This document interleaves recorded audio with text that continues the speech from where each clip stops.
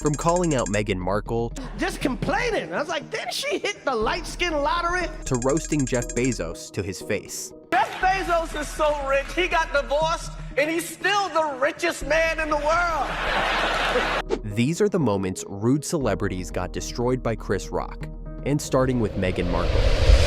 While half the world was losing their minds over her claims about royal racism, Chris wasn't having it. Show everybody trying to be a victim. Like, what's this girl, Meghan Markle? Seemed like a nice lady. Just complaining. I was like, didn't she hit the light-skin lottery?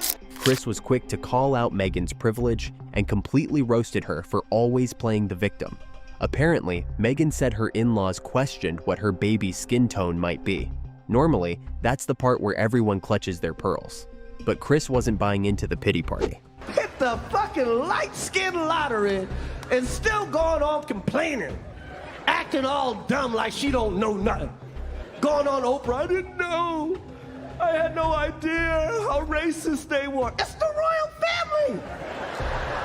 You didn't Google these motherfuckers? Now, I don't know if this is more of a roast of the royal family or Meghan, but one thing is for sure, Chris wasn't holding back. Brutal, quick, and somehow more honest than any headline that week. But if you think roasting the royal family is risky, wait till you see who Chris roasted next. When Jada Pinkett Smith and other stars decided to boycott the 2016 Oscars over the all-white nominations, all eyes turned to Chris Rock, who was ready to stir things up. Well, I'm here at the Academy Awards, otherwise known as the White People's Choice Awards. You realize if they nominated host, I wouldn't even get this job. Turns out, he had something much better planned for the stage. This is the wildest, craziest Oscars to ever host because we got all this controversy. There's no black nominees. And when he finally spoke, it landed hard.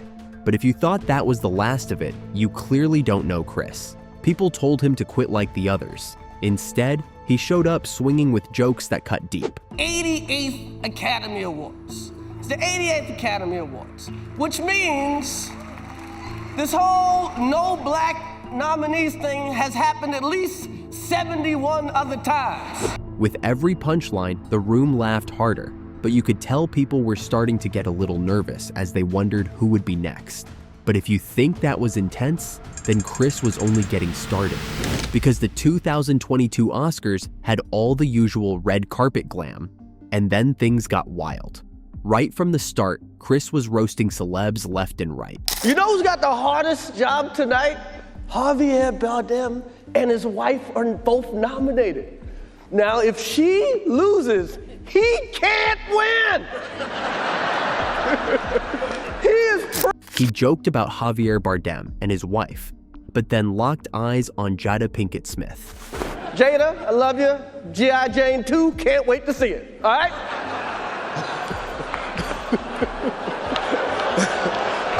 She wasn't laughing. I mean, would you be after getting compared to G.I. Jane on live TV? But what happened next is something that no one expected. Richard! Oh, wow! Wow! Will Smith just smacked the shit out of me. The silence hit so hard you could hear a pin drop. Chris got slapped, live. But somehow, he stayed cool and kept the night moving. He finally let it all out in his Netflix special. It happened! I got smacked like a year ago! Fucking last week, I got smacked at the fucking Oscars by this motherfucker. And people like, did it hurt? It still hurts! He still feels that slap like it happened yesterday and called out Will for his behavior. Smith does movies with his shirt off! You've never seen me do a movie with my shirt off. If I'm in a movie getting open heart surgery, I got on a sweater. And Jada didn't escape his roast either. Chris went deep and brought up some old drama. Will and his wife was fucking her son's friend, okay? Now, I normally would not talk about this shit. But for some reason, these niggas put that shit on the internet. But things get even wilder during his unforgettable interview with David Letterman. As soon as Chris hit the set, things felt off. Talking about the Rock and Roll Hall of Fame, Dave casually mentioned boycotting a band. Chris didn't hesitate to jump in with a snarky comment. Okay. Chris, it's in Cleveland, I know. okay? Yeah. I don't think you was going to Cleveland, Dave. I can conduct my boycott from here. He constantly poked fun at Dave. You look great and oh boy, baseball. You like baseball, I know It that. is opening day, Dave. It is opening day. And what happened next was totally unexpected. A lot of work, for God's sakes. Eight shows a week? 8 shows a week, Dave. 8 shows. Well, you do, what, 5, 6, 7, you know? 5. 5? Yes. But do you have to do 2 on like Wednesday? 2 on Wednesday, 2 on Saturday. Yeah. And what are those matinee shows like? It's a lot of old white people, Dave. The talk was light until Chris mentioned sports. Dave asked about Chris's daughters, and Chris shot back with classic sass. I got girls, Dave. And they do girly things, Dave. So there's a lot of tea parties and just girl crap, Dave. But that jab at Dave is nothing compared to what he did to Jay Leno. The crowd went wild when Chris hit The Tonight Show, and in just a few seconds, he joked about coming fresh out of rehab for Jay's show and dragged Kevin into the mix. Kevin, we're in rehab together.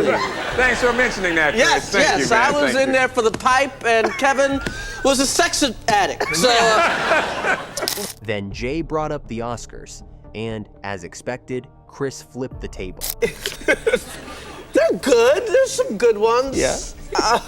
Yeah. What are you trying to get me to say, man? Well, any clunk, anyone you better than my movies. You know? Well, that Chris wasted no time hitting back. goes without saying. But anything. Hey, you did a movie too. I know. I know. I did a lot Hey, of your bad movie movies. went straight to audio.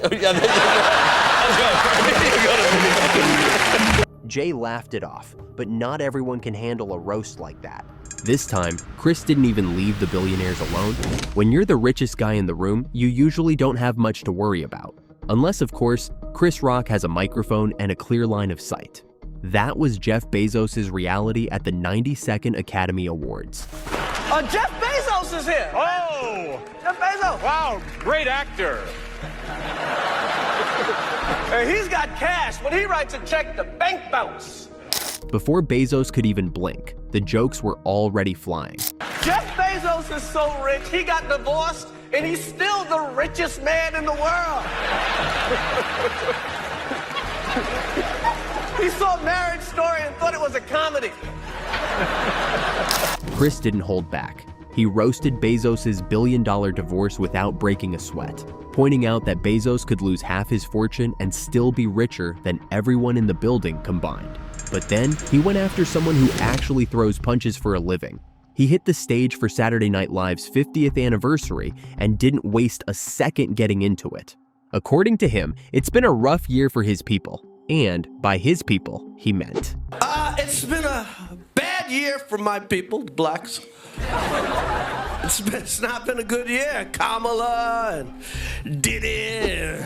He took aim at Jake Paul for knocking out the much older Mike Tyson, who, by the way, is way past his prime. Jake Paul beating Mike Tyson. What the hell? Who is this Jake Paul? A 27-year-old punching a 60-year-old man in the face? There's a lot to be said about Jake Paul's boxing career, but to Chris, the fact that this guy is punching out senior citizens felt like a crime. Is this what the white man has reduced himself to? Stop it! Well, who's he gonna fight next? Morgan Freeman? Boxing is supposed to be a young man's game, but Jake keeps fighting people who should be getting retired. Chris wasn't just joking. He was genuinely offended for old men everywhere. Next, Chris aimed at the actress who was always hard to read. When Kristen was asked on the Graham Norton show about her career and success, everyone expected her to say something impressive. But instead, her response left people scratching their heads. I really like to fight for jobs. I hate the feeling of suddenly being like, oh, well, you know, Kristen can have it because she can. Chris definitely didn't get it either, and his reaction said it all.